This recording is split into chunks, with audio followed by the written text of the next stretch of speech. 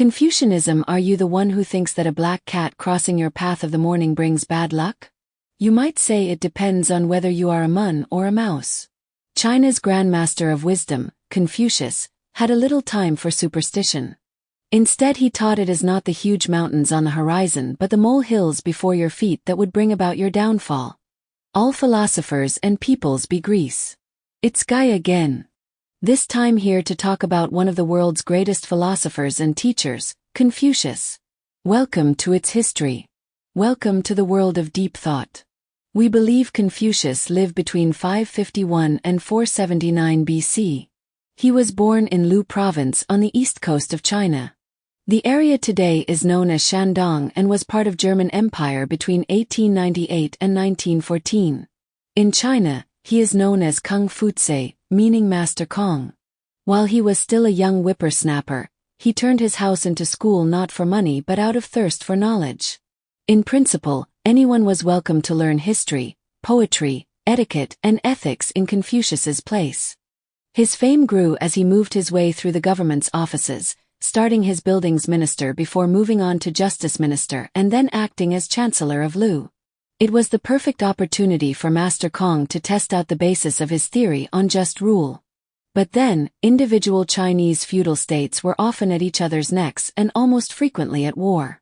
The Prince of Lu got caught up in luxury living and began to deviate from the foundations of government. Much to the frustration of Confucius, so he handed in his resignation, packaged bags, and headed off on 13-year-long hike. We might call that a sabbatical these days, or there is a bloody long one even by modern standards. After his long period on the road, the state of Lu wanted him back where he resided until his death. Confucianism is the name who we have come to use to describe the combined teachings of Confucianism, but this is a Western concept. In China, they speak of Rujia, which means the school of learning. Confucius himself never wrote down a definitive work. He rather communicated his thoughts to his students. Most of what we know about Confucius comes from these notes, such as Luanyu, a collection of conversations, statements, and anecdotes that are attributed to Master Kong. Confucius taught not only his own philosophy but also connected all traditions and customs from a range of cultural circles that he wanted to preserve for posterity. Master Kong understood himself not to be an innovator but rather a mun to deliver and reinterpret the wisdom of the old. At the heart of Confucian philosophy is practical direction on life on the self. It isn't a puritanical doctrine that directs its followers towards sacrifice and subservience to a deity. And there is no speculation as to the origin of the world. Confucius merely says that the world's there and it is there to support life. At the heart of his teachings, his men, just as the later humans, stressed the importance of getting along with other people. It is not for nothing Confucius declares his golden rules. Do unto others as you would have done to yourself. The ideal person described by Confucius as the noble one sets an example to others both from an ethical and political point of view, so the others are inspired to emulate him. This person is to the so-called 5 constants of Confucianism: humanity, rectitude, tradition, knowledge, and scrupulousness. There are further virtues that revolve around these core teachings and you should demonstrate appropriately. If a normal person found it impossible to align themselves with the heaviness of the universe, they could always make the best out of their worldliness. Confucius always saw people as a work in progress who could only become teachers themselves when they are aware of their own feelings. Generate knowledge while mulling over the old and you become teachers to others, he said. Not only did a person hold great worth but Confucius also assigned them with great responsibility. The teachings of Confucius were multifaceted and even changed the political thought of Chinese rulers. The great teacher conceived a society in terms of a family. The younger brother obeyed the older as the mother and the father. The emperor was supposed to be the patriarchal master at the head of the family and rule the kingdom from the high above his subjects. Like the sun, the center of the solar system, the ruler was to be at the heart of government to society and turn revolved around his actions and orders. This patriarchal hierarchy might appear out of place in the modern time but the emperor liked the son of it very much. Confucius was convinced that strict order in life was absolutely necessary. The evidence for lack of order was all around: warring states, moral decay, and chaos in the ascendancy. Confucius said only man could exist as a socially organized being. For him, freedom was not suppressed by order. Order created the space for human ability to act. If man is led by laws and obedience to them is enforced by threat of punishment, he will try to avoid this punishment but never be ashamed of his misdemeanors. If however he is led by virtue and adherence to decency rules his behaviors, he will be indeed ashamed and ultimately turn to the good. In the face of chaotic political situation, the master called the leader of Lu and other function reason the government to return to the tried and tested basis of his social order. The government only functions when the prince, the minister a minister, the father is the father, and the son is the son. The government was to remain true to the 5 constants, setting an example of virtue and rectitude and staying true to the traditional obligations. This is how Confucius envisioned it to produce order in the state and may not cross the cycle of prosperity. It was imperative that each person started with himself. That would precipitate a sort of domino effect that would encompass all of the society, even the whole of the universe. To this end, people to consider not just themselves but also the entirety of society and the state around them. The rulers were to come out not by force or law but by setting an example to their people. As Confucius said himself, ruling means correcting. If a ruler does not act well, his decrees will be useless because nobody will listen to them.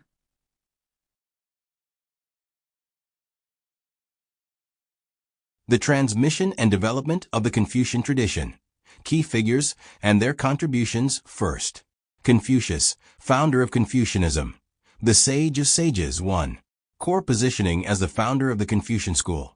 Confucius built an ethical system with Run as its core and Li as its guiding norm. He was not merely a moral preacher, but a thinker who philosophically transformed the Zhou rites, internalizing external rituals into an inner awareness of benevolence toward others. Biographical sketch. Born in the state of Lu, personal name Chiu, courtesy name Zhongni. Revered as the Sage of Sages and originator of Confucian teaching. Key ideas. Run, central moral principle emphasizing care and empathy. Li, behavioral norms that embody Ren and sustain social order. Ideal of the Junzi, character cultivation over technical skill. Education, advocated education for all, breaking the monopoly of aristocratic learning. 2. Major contributions. Educational Gaga, pioneered education without class distinction and cultivated the character of the Junzi through the 6 arts. Classical compilation, edited the poetry, documents, rites, music changes, and spring and autumn annals, forming the foundation of Chinese canonical culture. Core philosophy, formulated the ethics of Zhongshu, including do not impose on others what you yourself do not desire, and promoted governing through virtue. 3. Symbolic spirit as recorded in the Analects. He worked with such dedication that he forgot to eat, and was so joyful that he forgot his worries, reflecting his unwavering pursuit of ideals. Major hardships in the life of Confucius. The 3 great trials. Confucius indeed encountered many adversities throughout his life. Among them, the 3 most famous, often referred to by later generations as the 3 great trials or the ordeal at Chun and Kai, are the following. 1. The incident at Kuang location, Kuang cause. When Confucius and his disciples passed through Kuang, the locals mistook him for Yang, a powerful figure who had once oppressed them, because they looked alike. As a result, Confucius was surrounded and detained. Key statement. Confucius said, "Since King Wen is long gone, is his culture not here with me? If heaven intends to destroy this culture, those who come after would not have a part in it.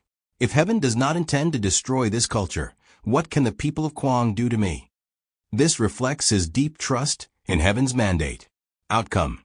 The siege was lifted after about 5 days. 2. The peril in Song location. The state of Song cause.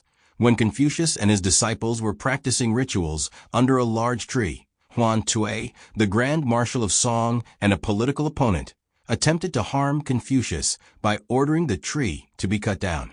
Confucius' reaction. With composure he said, "Heaven has endowed me with virtue. What can Huan Tue do to me?" He then left discreetly with his disciples. Significance. The episode reveals Confucius' calm courage in the face of danger. 3. The siege at Chun and Kai location. Border of the states of Chun and Kai background. The state of Chu invited Confucius to serve, but the states of Chun and Kai feared that Confucius' assistance would strengthen Chu against them. They therefore sent troops to surround Confucius and his followers. Predicament. Food supplies were cut off for 7 days. Disciples fell ill, and morale wavered. Classic dialogues. Zilu asked, "Does a Junzi also encounter hardship?" Confucius replied, "A Junzi may indeed face hardship, but a petty person, once in hardship, falls into moral chaos." When Confucius asked his disciples about their aspirations, Yan Hui responded, "The Master's way is so great that the world cannot contain it. Yet even if the world refuses it, what is there to regret? It is precisely when the world cannot contain it that the noble person becomes manifest." Confucius was delighted. Outcome. Zigong sought assistance from Chu, and Chu's army eventually escorted Confucius out of danger. Additional hardships in Confucius' life. 1. 14 years of wandering. He traveled among various states advocating his political ideals, often rejected and even ridiculed, described at one point as a homeless dog. 2. Political frustration. In Lu, his reform efforts were blocked. His ideal governance was never fully realized. 3. Loss of beloved disciples. The deaths of Yan Hui and Zilu were severe emotional blows during his later years. Historical significance. These 3 hardships were not merely personal misfortunes. They became powerful symbols of Confucian spiritual resilience. They embody the commitment to doing what is right despite knowing it may not succeed. They highlight the Junzi's steadfast moral integrity in adversity. They served as exemplars for later Confucian scholars. For instance, Wang Yangming's enlightenment in Longchang drew strength from such stories. The records, mainly from Sima Qian's records of the Grand Historian, the Analects, and the Kongzijiu, contain legendary elements, yet collectively shaped the enduring image of Confucius as a sage of his time, one who upheld his ideals in a chaotic world and illuminated the way even amid hardship. 2. Yan Hui, model of virtue, and keeper of Confucius' inner teaching. 1. Core positioning. Confucius' most cherished disciple, honored as Fu Sheng. He represents the pinnacle of Confucian inner moral cultivation, embodying the lived reality of Run. 2. Key qualities. Contentment in poverty. With a bowl of rice and a ladle of water in a humble alley, though others could not endure such hardship, Hui never changes joy. This joy of Confucius and Yan later became a crucial topic in Songming Neo-Confucianism. Depth of insight. Praised by Confucius for not repeating his faults and for understanding 10 things upon hearing 1. Tragic early death. His premature passing prompted Confucius' lament, "Heaven has destroyed me," symbolizing the fragility of pure virtue in a turbulent world. 3. Philosophical significance. Later generations regarded Yan Hui as the key figure who grasped Confucius' inner teachings, especially in moral and spiritual self-cultivation. 3. Zhengzi, systematizer of filial ethics and self-reflection. 1. Core positioning. A prominent late disciple of Confucius, traditionally credited with authoring the classic of filial piety.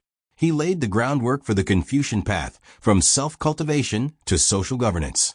2. Major contributions. Philosophy of filial piety. Elevated Shao from family ethics to a universal moral principle, calling it the mandate of heaven and the righteousness of earth, and developing the notion that one's body and hair are received from one's parents. Discipline of self-reflection. Practiced the 3 daily self-examinations, strengthening the Confucian methodology of moral self-discipline. Transmission of the way. Traditionally regarded as the author of the Great Learning, establishing the steps of investigating things, extending knowledge, making intention sincere, and rectifying the mind, which deeply shaped later Confucian thought. 3. Historical role. As the teacher of Zisi, the grandson of Confucius, Zhengzi formed the crucial bridge between Confucius and Mencius. 4th. Mencius, developer of Confucian moral psychology and political idealism. 1. Core positioning, a leading Confucian of the Warring States period. Revered as the second sage. Amid the contention of 100 schools, he defended and expanded Confucius teachings and strengthened Confucian identity and lineage. 2. Major contributions: doctrine of the goodness of human nature. Asserted that all humans have hearts that cannot bear the suffering of others, and developed the forebeginnings to demonstrate innate moral potential. Benevolent governance. Advocated the people are the most important, the ruler is the least, emphasizing livelihood-centered politics and opposing tyranny. Moral integrity. Promoted the ideal of the great person who cannot be corrupted by wealth, diverted by poverty, or subdued by power, and championed the cultivation of vast, flowing qi. 3. Intellectual expansion. Mencius transformed Confucius' idea of Run into a coherent system of political philosophy and moral psychology, profoundly influencing Songming Neo-Confucianism and East Asian political culture. Summary: intellectual lineage and spiritual transmission. Confucius laid the foundation, Yan Hui embodied the inner moral ideal, Zhuangzi systematized the methods of self-cultivation, Mencius expanded it into a full philosophical and political system. This lineage reveals Confucianism's dynamic evolution, from personal ethics to social responsibility, from moral practice to political idealism. In modern terms, Confucius is the chief architect, Yan Hui the pure practitioner, Zhuangzi the system builder, and Mencius the theoretician and defender.